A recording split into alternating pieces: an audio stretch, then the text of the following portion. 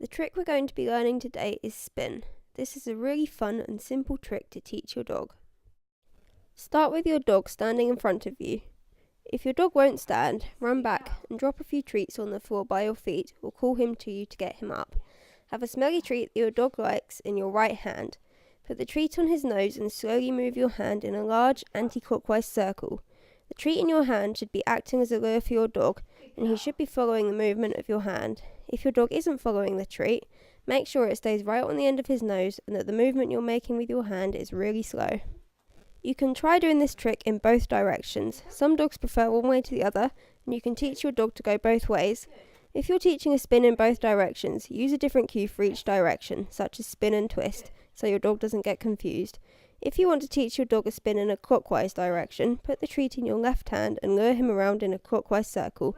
Follow the same steps as for teaching an anti-clockwise spin. When your dog completes the circle and is facing you, give him the treat. If your dog gets halfway round and won't go any further, try making the circle bigger so he has more space to turn. It may take a few attempts, but with perseverance, your dog will eventually follow the treat the whole way round.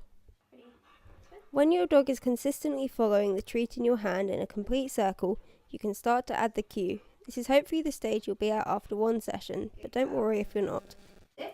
The next step is to start to fade out the lure. Lift your hand a little higher so it's not right on your dog's nose. You can still hold a treat and give it to him when he completes the circle. Continue to make your hand signal smaller, but if your dog gets confused, go back a step and make the hand signal bigger again. You can now also try it without the treat. Give a smaller hand signal without the treat in your hand.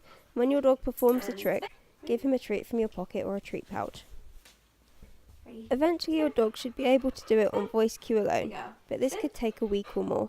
You can also try and add distance between you and your dog, so he doesn't have to be right next to you when you ask him to spin. Spin. Twist. Good girl.